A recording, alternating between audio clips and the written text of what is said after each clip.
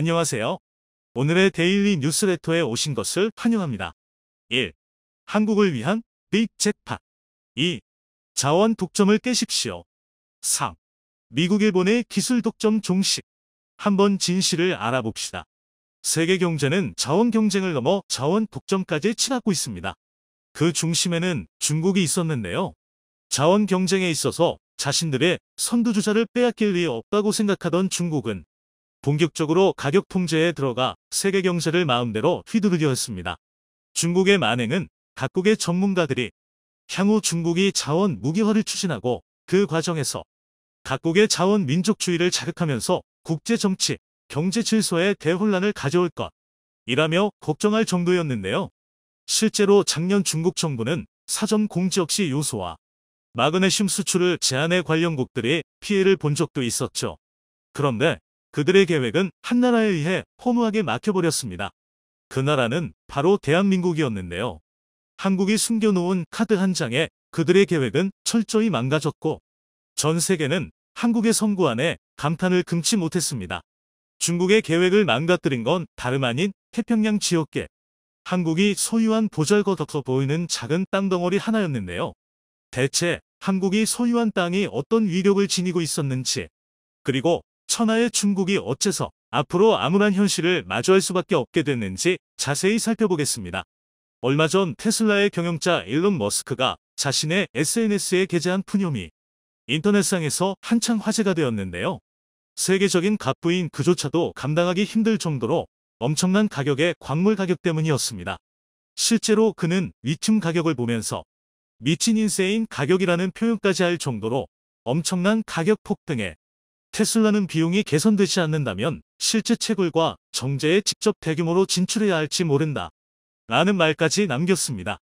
일론 머스크를 한숨 짓게 만든 리튬은 전기차 배터리에 있어 가장 필수적인 광물로 유명합니다. 전기차 가격의 30에서 40%를 차지하는 부품이 전기차 배터리인 만큼 리튬의 가격 상승은 전기차 가격의 상승과 직결되는 심각한 문제입니다. 하지만 리튬은 구할 수 있는 곳이 한정적인 굉장히 희귀한 자원인데요. 테슬라가 주로 의존하는 수입처는 바로 막대한 양의 히토류를 보유하고 있는 중국입니다. 그러나 미중 무역 갈등을 비롯해 우크라이나 전쟁을 거쳐 자원 전쟁은 가속화되었고 히토류 보유국이라는 타이틀이 미래 국가 경쟁력에 영향을 미치면서 중국은 의도적으로 수출량을 줄여나가기 시작했는데요. 리튬 채굴량을 조절하는 방식으로 가격을 의도적으로 높이는 치밀함을 보였습니다. 중국의 만행과 더불어 팬데믹 사태도 히토류 생산에 걸림돌이었습니다.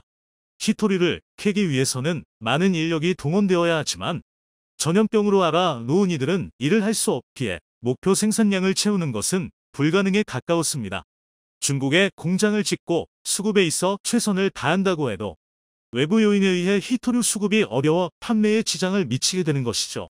이런 상황의 피해자는 앞서 나온 일론 머스크였습니다. 그의 푸념이 시사하는 것은 앞으로 미중 간 갈등이 지속적으로 이어질 것이며 테슬라와 같은 피해 기업들, 더 나아가 피해 국가들이 계속해서 나올 것이라는 것입니다.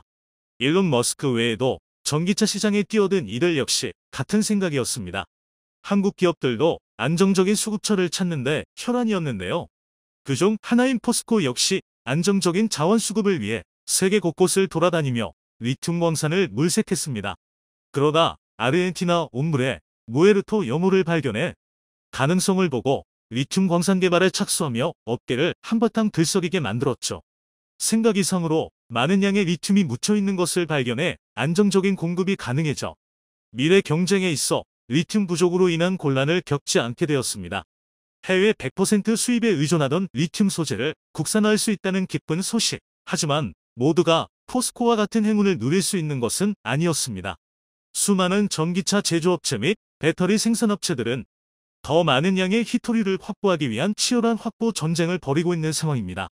그런데 모두가 간절한 지금 한국에게 대형 희소식이 전해졌습니다. 바로 한국이 보유하고 있는 태평양 땅에서 예상을 웃도는 엄청난 양의 히토류를 캐낼 수 있다는 소식이 전해진 것입니다. 한국은 한반도 외에 여러 해외 영토를 소유하고 있습니다. 많은 사람들이 모르는 사실 중 하나가 바로 태평양에 한국 땅이 있다는 사실인데요. 하와이 근처에 위치한 클라리온 클리퍼톤 해역이 바로 그곳입니다. 이 지역은 해저에 있는 단열대가 위치한 곳으로 각종 광물은 물론이고 심해 자원을 쉽게 얻을 수 있는 장소입니다.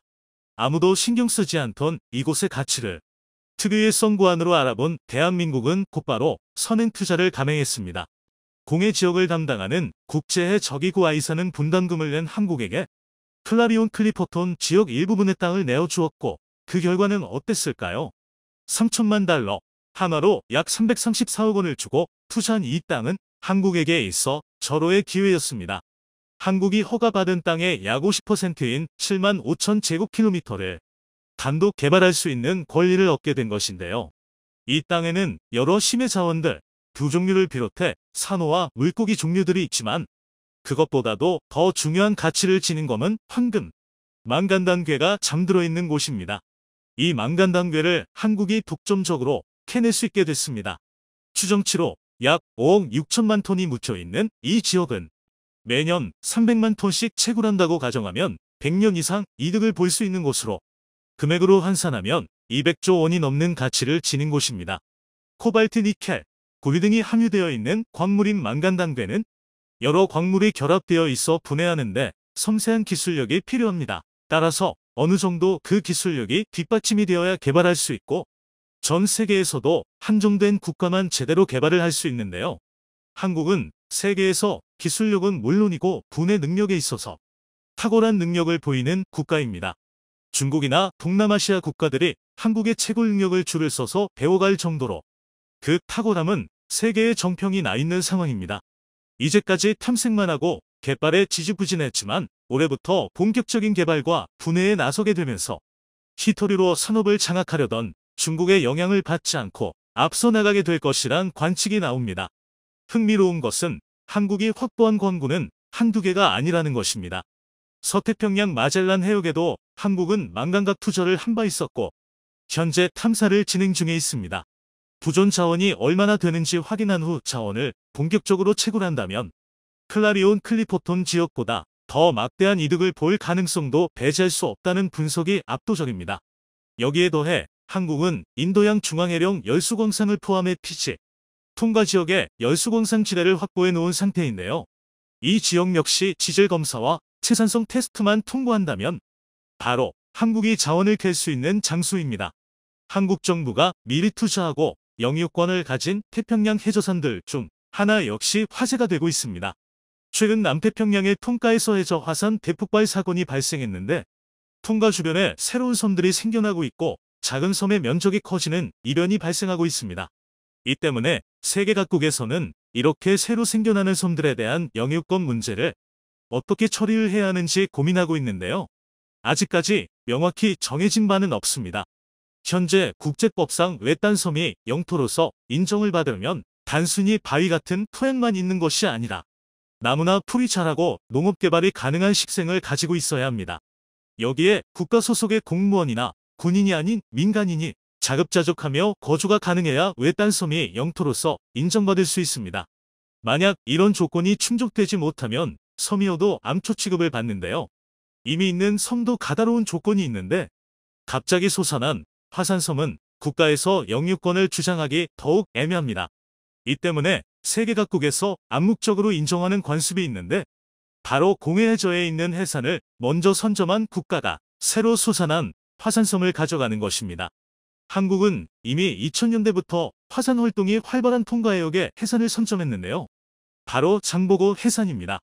현재 이 일대 화산 활동으로 화산섬들이 계속 발생하면서 장보고 해산도 수면 위로 드러날 가능성이 높아졌습니다. 만약 장보고 해산이 떠오르면 한국 정부는 제일 먼저 영유권을 주장할 수 있고 그렇게 되면 이 일대 화산 지역에서 나오는 자원들을 선점할 수 있으며 더 나아가 한국령 섬으로 인정받는다면 태평양 일대의 배타적 경제 수요까지 설정할 수 있다는 관측이 나옵니다. 상황이 이렇게 되자 수많은 국가들이 한국에 러브콜을 보내는 진풍경이 펼쳐지고 있습니다. 특히 부존 자원이 많지 않은 인도네시아나 말레이시아 등 히토류 빈국들이 오히려 한국에게 도와달라며 간절히 요청하고 있는 상황입니다. 결국 중국은 자원을 이용해서 세계를 호령하려던 움직임을 멈추고 한국에게 함부로 할 수 없게 되었습니다. 현재 전기차 수요는 가히 폭발적이며 그에 따라 전기차 배터리와 이에 수반되는 자원 수요는 지속적으로 폭증할 것으로 전망되는데요. 이 때문에 전기차 시장에서 자원 부족으로 어려움을 겪을 한국이 오히려 일찍부터 투자한이란 영토를 기반으로 성장하자 중국은 한국에 꼬리 내릴 수밖에 없었습니다. 중국의 주요 희토류 광산지대는 물론이고 아프리카 주요 희토류 광산지대까지 사들이며 희토류 독점을 노리던 중국 입장에서는 경쟁자로 떠오른 한국까지 포섭하려 드는 상황이 벌어졌습니다. 하지만 예전에 한국과 달리 안정적으로 자원을 확보하게 된 한국은 중국의 요청을 받아줄 이유가 없었습니다. 미국 측도 행동을 시작했습니다. 한국과 연락을 취해 향후 경쟁에 있어 중국을 배제하고 한국의 자원 및 기술 체인과 미국 기업이 결합해 세계 시장을 선점하자고 먼저 제안하는 상황입니다. 이처럼 한국이 순식간에 세계 경제의 축이 될 국가로 급부상하고 있다는 소식이었습니다. 한국을 무시하고 마음대로 휘두르려 하는 국가는 국제사회에서도 신뢰도가 바닥인 국가뿐입니다. 수많은 사람들이 노력으로 일궈낸 지금의 대한민국의 발전을 응원합니다. 몇 년 전 미국의 트럼프 행정부가 들어서면서 전 세계적으로 자국 우선주의 신호탄이 발사되었습니다.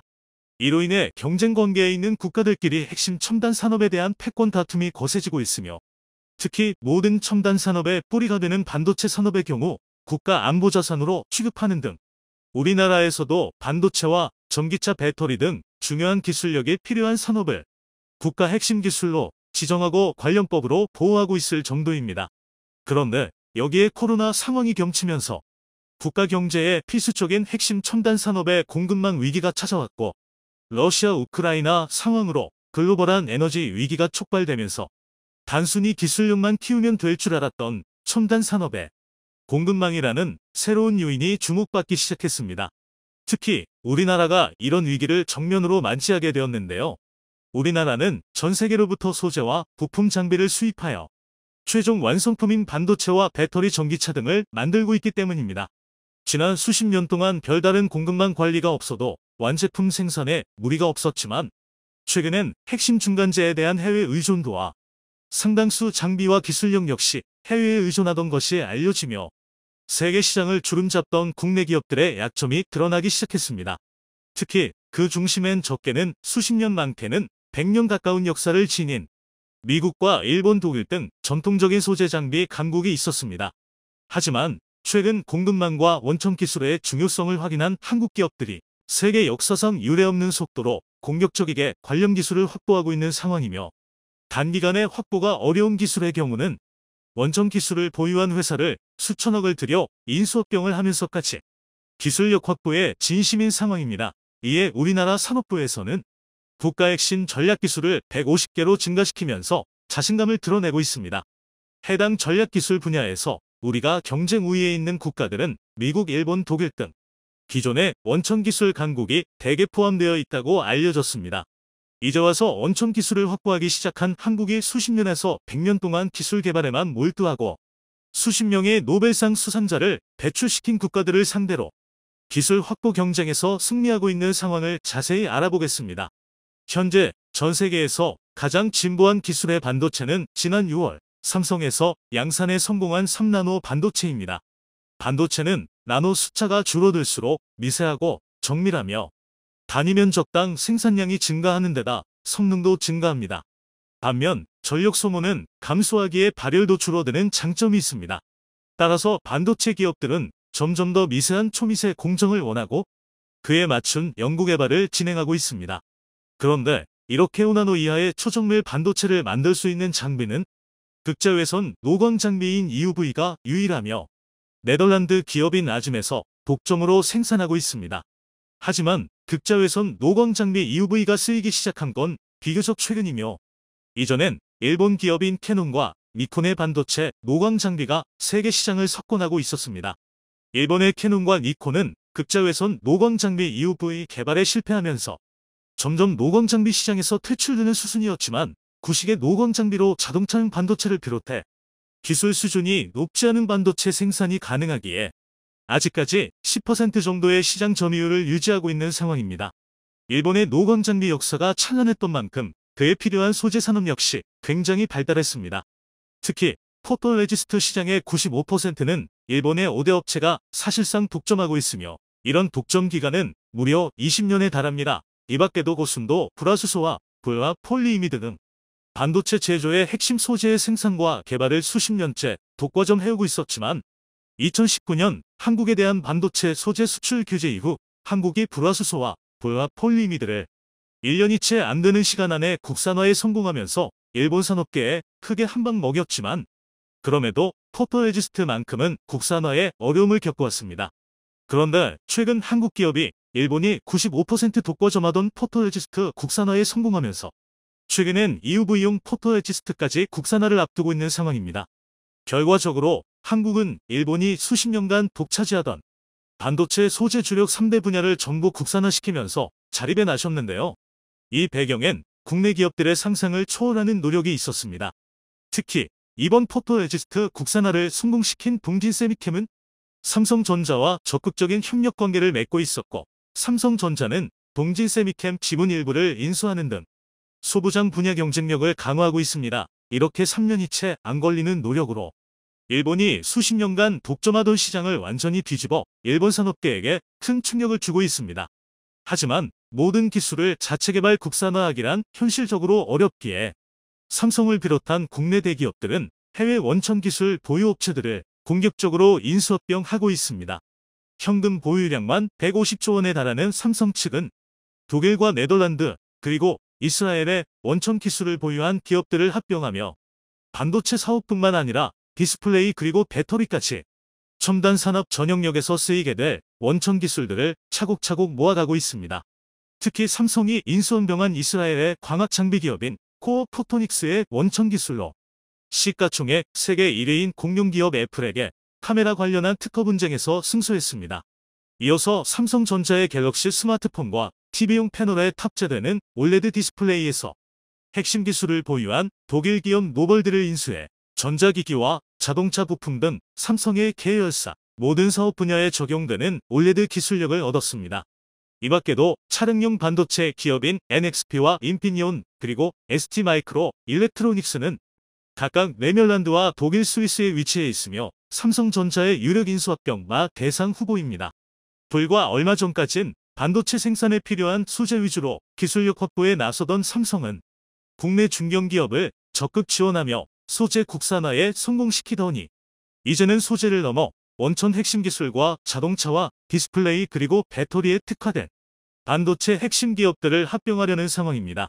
한국의 이런 행보에 일본의 반도체 AI 관련 기업들이 혀를 내두르고 있는 상황인데 이런 충격이 가시기도 전에 삼성은 자체적인 노광 장비의 테스트를 성공적으로 마쳤다는 소식을 전해왔습니다. 네덜란드 아즈미 90%, 일본의 캐논이 10%를 차지하고 있는 노광 장비 시장에서도 드디어 삼성이 움직이고 있다는 것입니다. 삼성이 이번에 테스트한 장비는 불화 아르곤 이머전용 장비로서 업계 관계자들은 이번 테스트를 통과하기 위해 상당히 오랜 기간 동안 침착하게 준비해 온 것으로 보인다며 2023년 중으로 자체적인 노광 장비를 이용한 반도체 양산이 이루어질 것이라 내다봤습니다. 노광 장비 개발에 첫 삽을 뗀 우리 기업이 반도체 미세 공정에 필수적인 EUV까지 완성시킨다면 최종적인 반도체 완성품을 만들기 위한 모든 과정을 원스톱으로 진행할 수 있습니다. 지금은 반도체 생산 장비는 네덜란드에서 오고 최근에서야 상당 부분 국산화에 성공했지만 얼마 전까지 소재는 일본에서 공급받아 최종적인 결과물만 한국에서 생산해왔는데 반도체에 필요한 원스톱 수직 계열화를 완성시킨다면 반도체 장비와 소재 그리고 최종 완성품까지 모든 것을 국내 기술로 해결할 수 있게 됩니다. 사실 이런 식의 사업 영역 확장은 삼성처럼 최종 단계에 위치한 기업들만이 가능합니다. 삼성은 가장 난이도가 어려운 반도체 완성품을 생산하며 장비업체와 소재업체의 고객으로 있기에 마음만 먹으면 이 두 가지를 만들어내는 것은 시간이 좀 걸리더라도 충분히 가능한 일입니다. 하지만 소재업체와 장비업체가 최종 완성 반도체를 만든다는 것은 사실상 불가능에 가까운 일입니다. 이렇게 한국이 단기간에 기술을 완성시키는 모습을 보이자 일본에서는 크게 당황하고 있습니다. 자신들이 수십 년간 갈고 닦은 기술력을 적게는 수개월에서 길게는 3년 안에 완성시키고 국산화에 성공했는데 이제는 수출 규제는 우습다는 듯이 장비를 새로 딱 맞춰 개발해내고 글로벌 인수합병에 나서면서 완전히 노는 물이 달라졌다는 것입니다. 이렇게 되면 일본 기업으로서는 더욱 큰 위기 상황에 직면한 것과 다름없습니다. 애초에 삼성처럼 공룡기업의 소재를 납품하면서 막대한 매출을 올릴 수 있는 기회가 있었지만 수출 규제와 공급망 위기를 겪은 한국에서 직접 소재와 장비 생산에 뛰어들겠다는 선언은 그동안 일본의 수십 년 된 밥그릇을 한국이 기술력으로 가져가겠다는 뜻이기도 합니다. 게다가 삼성이 공격적으로 다른 회사를 사들이면서 해당 회사에서 일본이 독과점하던 소재나 부품 사용의 비중을 줄이는 것도 예정된 수순입니다. 가뜩이나 국산화에 많은 투자를 해왔는데 기껏 개발한 국산 소재를 안 쓰고 언제 공급이 끊길지 모르는 일본의 소재를 쓸 이유가 없다는 것입니다. 그런데 한국의 이런 기술 중심 행보에 미국도 크게 놀라면서 한국의 투자를 결정했습니다. 최근 국내 기업에서 포토레지스트를 국산화에 성공하자마자 세계 시장 점유율 20% 수준이던 미국 기업 듀폰이 포토레지스트를 국산화한 한국 기업과의 경쟁을 의식한 것인지 한국에 EUV용 포토레지스트 공장을 짓고 있으며 여기에 투자된 금액만 3천만 달러에 달합니다. 한국이 세계에서 가장 많은 포토레지스트를 소비하는 국가이기 때문에 최대 고객을 놓칠 수 없는 듀폰의 한국 투자는 합리적인 결정처럼 보입니다. 그런데 여기서부터 예상되는 긍정적인 효과도 있습니다. 현재까지 EUV용 포토레지스트는 일본 기업들이 독과점하고 있는데 여기에 한국과 미국이 가세하면서 일본의 철밥통으로 여겨지던 소재 산업이 큰 위기를 맞이한다는 것입니다. 여기서 알 수 있는 점은 그동안 수십 명의 노벨상 수상자와 100년에 가까운 회사의 경력을 가지고 반도체 소재 장비 기술력을 강조해왔지만 한국이 소재 장비와 원천 기술 시장에 발을 담그자마자 상황이 급변하고 있다는 것입니다. 우리 산업구조에 반드시 필요한 핵심 소재 부품 장비에서 승기를 찾자 산업통상자원부 측에서는 국가의 미래를 책임질 국산 핵심 전략기술 150개를 선정했습니다. 해당 기술 중 미국 산업을 상대할 기술은 15개, 일본 산업을 상대할 기술은 22개, 중국과 독일을 상대할 기술은 각각 10개와 5개로서 대부분이 반도체와 관련된 기술입니다. 하지만 지금처럼 기술 개발과 인수합병이 공격적으로 이루어진다면 핵심 전략기술 150개는 굉장히 작은 숫자가 될 수도 있습니다. 영상이 도움이 되셨다면 구독과 좋아요 부탁드리며 오늘도 감사합니다. 최고로 멋진 하루 보내시길 바랄게요.